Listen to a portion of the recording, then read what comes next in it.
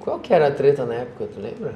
Era, se eu não me engano, teve o cabeça do PCC lá, ele foi transferido de cadeia. E aí disse que tive que, um salve geral, vou matar a polícia. Para ver se os caras deixavam ele aqui em São Paulo. E deixaram? Não, transferiram ele. Transferiram mesmo.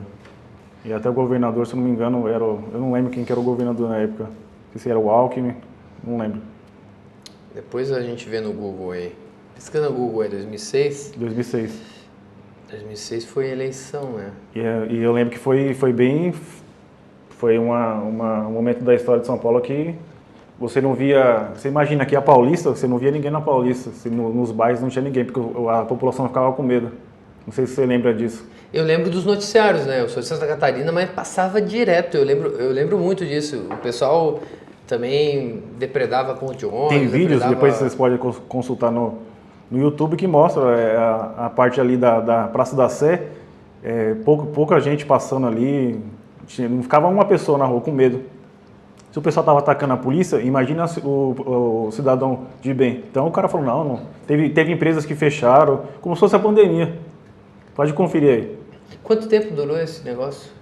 Cara, se eu não me engano, foi menos de um mês, mas foi dias terror, que foram. assim. Foi dias que foram. Todo dia Tinha todo ataque. dia morreu um policial. Tinha ataque, tinha morte de polícia, tinha bases atacadas, Eles pegavam a polícia na veículos folga também? queimados, policiais estavam de folga.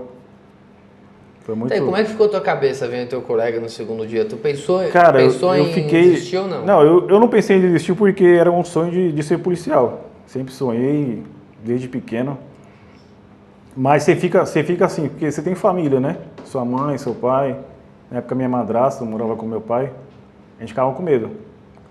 Só que quem é policial, quem gosta, isso aí você sabe Como é que que... tu saía na rua, na viatura, pra fazer a patrulha? Cara, vou falar pra você, a gente ficava vidrado do começo Como ao é que era? fim. Aqui, ó.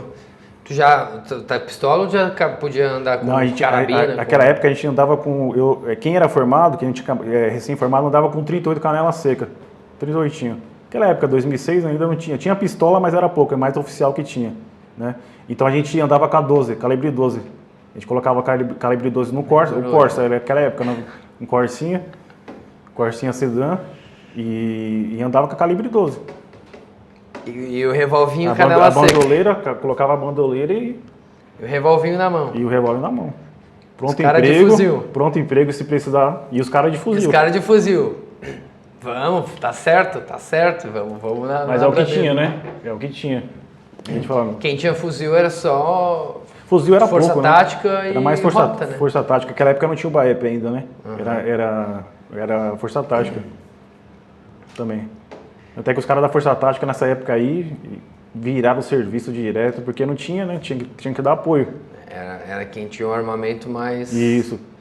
A gente andava em 3, 4 viaturas, todo... Ixi, essa época foi Corsinha, tinha ar-condicionado, Corsinha? Tinha, era vidro aberto, no sol, tinha nada. Pô, mano, é sofrido. É sofrido. Praça se fode, né, mano? Tinha uma Blazer, se não me engano, só naquela época lá. Uma Blazer que fazia o apoio à noite e depois era a força tática. Vocês não conseguiam relaxar, não conseguiam desligar naquela época num dia de trampo, né? Não. Não tinha como. Eu imagino que depois que parou, assim, os ataques e tal, ainda vocês ficaram um tempo nesse estado de alerta, né? Sim, ficou um bom tempo. Bom tempo. Porque quando você chega, você vê um colega seu, que você trabalhou com ele, sendo morto, você fala, meu, negócio tá perto da gente, né? Tá perto. Então a gente ficava vidrado o tempo todo. Vocês faziam abordagem na rua na época também? Muita abordagem. Muita. Mandava fazer, muita abordagem. Tem cara de vagabundo, aborda. Muita. Fazia abordagem, sei lá, a noite toda, de manhã também. Fazia, acho que, sei lá, umas 20, 30 abordagens por trampo. Porque a gente tinha mais coisa para fazer também, preventivo, patrulhamento preventivo, outras coisas, ponto de estacionamento. A gente fazia bastante abordagem. Pô, tu entrou no olho do furacão. Isso. E depois o que vier é sossegado até, porque eu acho que não teve igual. Depois daquela época não teve... Pega mais uma água lá pro Orlando aí, Simon. Depois dessa época não teve igual, né, cara? Não, graças a Deus, depois aqui também... Essa época foi a crucial. Teve muita morte de policiais aí na rua. Lembro bem, cara. Eu era adolescente, né, na época, 16, 17 anos e ficava vendo isso e na minha cabeça, Obrigado, né?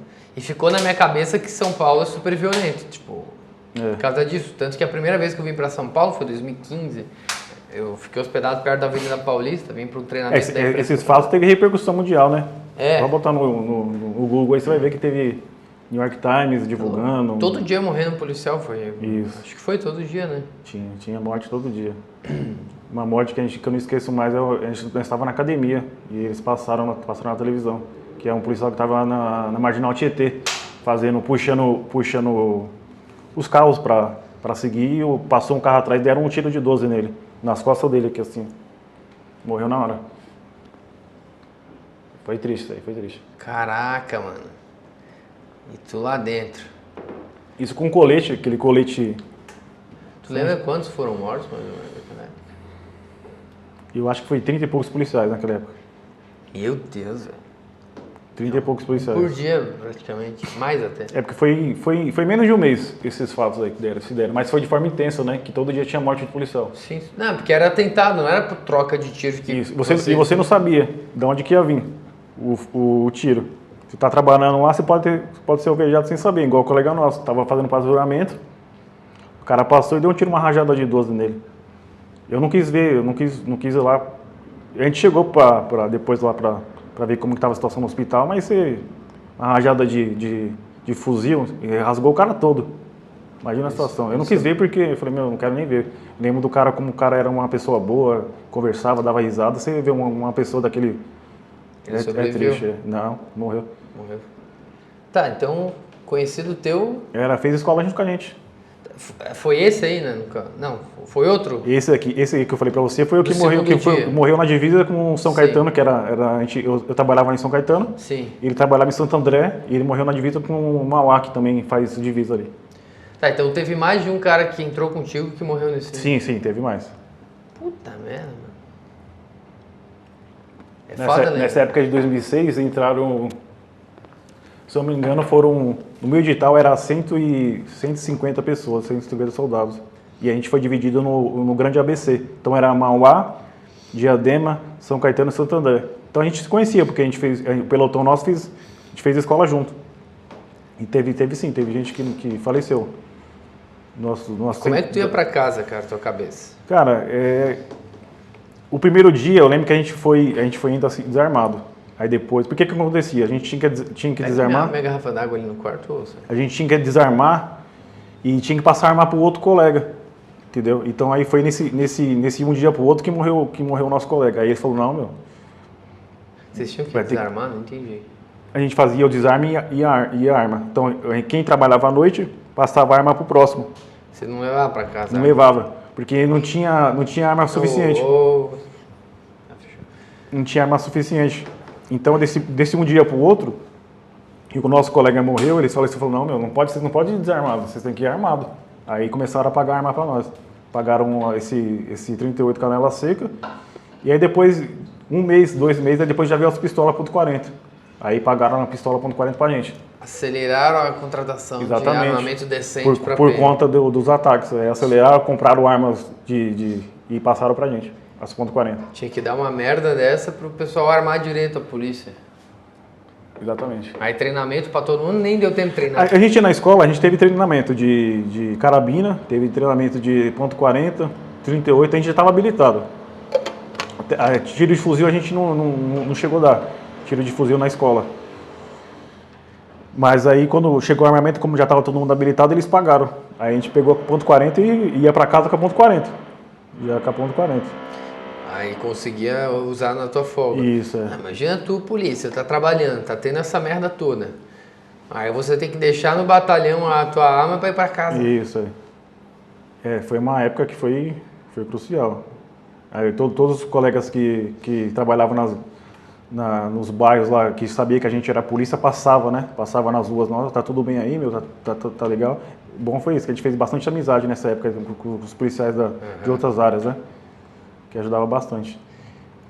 A galera, os comandantes também estavam indo pra rua, tá todo mundo? Tava todo mundo. Quem era administrativo tava também Foi todo mundo. Eu lembro que tinha administrativo lá onde trabalhava E mesmo assim, para apoiar, foram todo mundo para rua. Todo mundo. Tu não pensou em desistir de sair da PM em nenhum momento? Não. Mesmo depois da morte do nosso colega aí, eu fiquei meio... Você fica meio assim, né? Porque a morte, quando chega perto de você, você fala, ó, tem uma coisa já... Pode ser que aconteça, né? Mas aí meu pai sempre me apoiou, graças a Deus. E aí fui pra cima.